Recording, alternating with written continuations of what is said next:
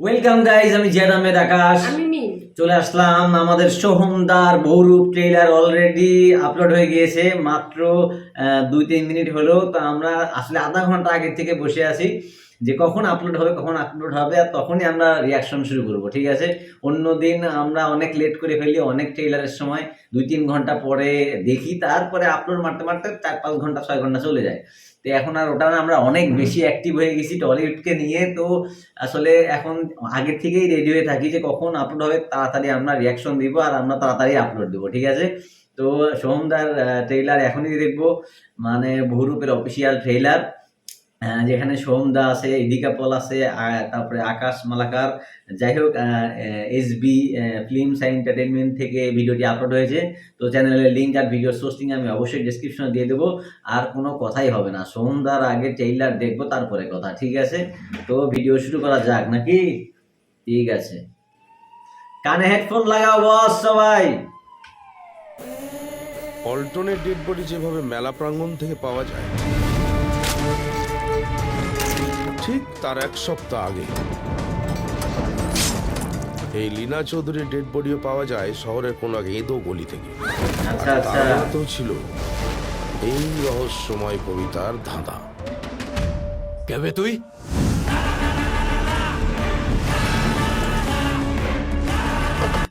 অস্থির লাগতেছে, হ্যাঁ, অস্থির অস্থির।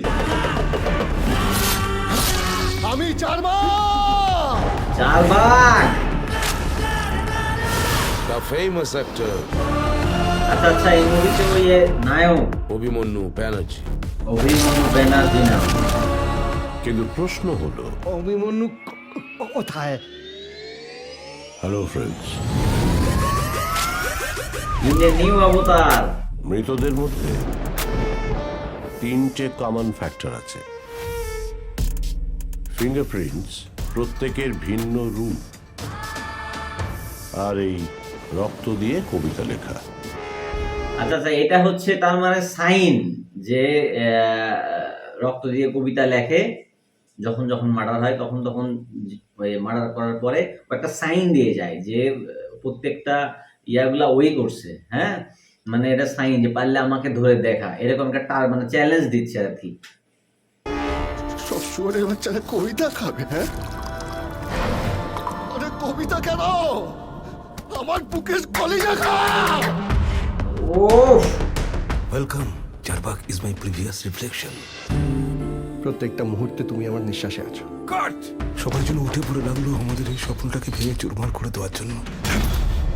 Strong venom can be converted into nectar. এটা কোনো রঙ্গমঞ্চ নয়, এটা রিয়ালিটি। এদিকে ব্যাপক লাগতেছে, ব্যাপক।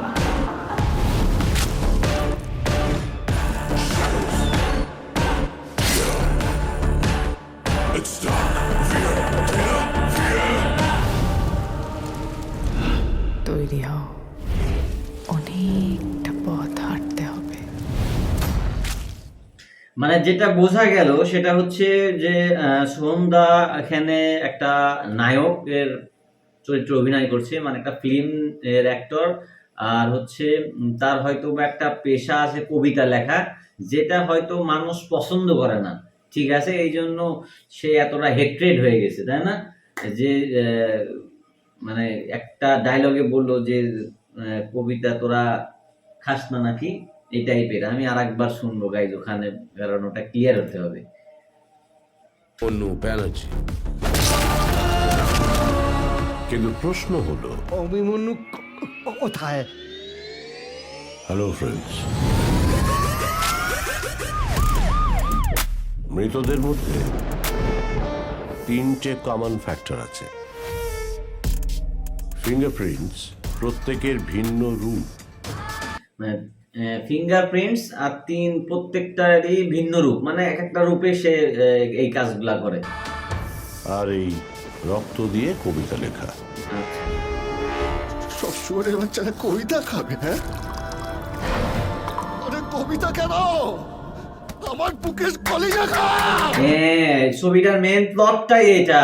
সেটা হচ্ছে সোহমদার মধ্যে একটা হেট্রেড ঢুকে গেছে, যে তার কবিতাটা হয়তো বা কেউ পছন্দ করে না, এই জন্যই বলতেছে যে সব ইয়ারা কবিতা খাবে, হ্যাঁ। মানে আমার তার থেকে আমার বুকের কলিজা খা, মানে সে কবিতাকে এত বেশি পছন্দ করে, যেটা আমরা বুঝতেছি আর কি, হয়তো আমরা ভুলও হতে পারি, ঠিক আছে, কিন্তু আমার যেটা এটা দেখে যেটা বুঝলাম ট্রেলারটা দেখে, যে সোহমদা কবিতাকে অনেক ভালোবাসে আর কেউ ওর কবিতাকে পছন্দ করে না। এই জন্য যারা যারা পছন্দ করে না, মানে যে হেট্রেড গুলো ওর মধ্যে ঢুকে আছে, ওখান থেকেই তার এই বহুরূপটা ধারণ করা।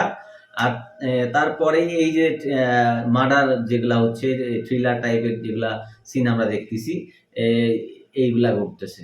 যাই হোক, একটা থ্রিলার বেজ মুভি, হ্যাঁ, একটা মানে হেট্রেড বেজ মুভি। আমরা অনেক কাজই করি যেটা মানুষের পছন্দ হয় না, আমাদের ব্যক্তিগত জীবনে অনেক কাজ করি যেটা মানুষের পছন্দ হয় না, কিন্তু সেটা একটা ভিতরে থাকে, চাপা আগুন থাকে। কিন্তু এই মুভিতে সোহমদার এই চাপা আগুনটাই ব্লাস্ট হয়েছে আর কি, ঠিক আছে। তো আমার কাছে যাই হোক মুভিটার ট্রেলার অনেক সুন্দর লাগলো, যা সোহমদা ফাটায় দিছে। সোহমদার যে মানে অ্যাক্টিং স্কিল, যেটা মানে সে অভিনয়ের দক্ষতাটা একদম টোটালি, যে ডাইরেক্টর যেটা আছে আকাশ মালাকার, খুব ভালোভাবে ফুটায় নিয়ে আসছে, তুলে নিয়ে আসছে। আর সোহমদা কি বলবো, এই ক্যারেক্টারটা আমি এর আগেও বলেছিলাম যে অমানুষের সাথে একদম যায়। অমানুষে হয়তো ফার্স্ট লেভেল দেখাইছিল, এখানে একটা অ্যানাদার লেভেলে নিয়ে গেছে এই বিষয়টা। অভিনয়টা এত সুন্দর হয়েছে, আর এত দিন পর একটা সুন্দর মুভি সোহমদার আমরা দেখতে পাবো। যাই হোক, আমি অনেক বেশি মানে খুশি এই ট্রেলারটা দেখে। 100% একটা ছবি দেখার একটা আগ্রহ তৈরি হয়েছে মনের মধ্যে, তাই না? ট্রেলারটা দেখে যে না, দেখতেই হবে। আর আফসোসের ব্যাপার এটাই যে আমরা বাংলাদেশ থেকে দেখতে পারবো না, কারণ আমাদের হলে তো রিলিজ দিবে না। যদি হইতো তাহলে দেখতে যাইতাম। যাই হোক, আমরা দেখতে পারবো না, কিন্তু আমার পক্ষ থেকে আমার চ্যানেলে যত সাবস্ক্রাইবার আছে বা যারা সাবস্ক্রাইবার না, আমার ভিডিও যারা দেখতেছে, তাদের একটা কথাই বলবো, সেটা হচ্ছে আপনারা যান, সিনেমাটা হলে গিয়ে দেখবেন। আর এটার পাশাপাশি অবশ্যই দেবদার রহু ডাকাত দেখবেন, তারপরে প্রসেনজিৎদার দেবী চৌধুরানী, অবশ্যই এগুলা দেখবেন। আপনারা বাংলা সিনেমাকে এগিয়ে নিয়ে আসুন, ঠিক আছে। যাই হোক, অসাধারণ ছিল ট্রেইলার, অসাধারণ অসাধারণ এক কথায়, ঠিক আছে। আর আমাদের ভিডিও যদি ভালো লেগে থাকে তাহলে অবশ্যই আমাদের চ্যানেলটিকে সাবস্ক্রাইব করে পাশে থাকবেন। আর আমাদের এই ভিডিওটা যদি ভালো লেগে থাকে তাহলে অবশ্যই একটা সাবস্ক্রাইব আর লাইক করে দিবেন, আর কমেন্টে জানাবেন কেমন লাগলো। আর কমেন্টে আরও জানাতে পারেন যে এই ভিডিওটা, এই আমরা যে রিয়াকশনটা দিলাম বা যে রিভিউটা দিলাম, যদি কোনো জায়গায় মিসআন্ডারস্ট্যান্ডিং হয়ে যায় বা গল্পটা যদি আমি ভালো না বুঝি, যদি আপনারা অনেকটা যদি আরও ক্লিয়ার থাকেন, তাহলে অবশ্যই গল্পটা একটু পুরোপুরি একটু লিখে আমাদের কমেন্ট বক্সে দিবেন, যাতে আমরা ওইটা দেখে দরকার হয় আমরা আরেকটা ভিডিও বানাবো, সমস্যা নাই, ঠিক আছে। তো আজকের মতো এই পর্যন্ত, দেখা হচ্ছে পরবর্তী ভিডিওতে। আসসালামু আলাইকুম, আল্লাহ হাফেজ।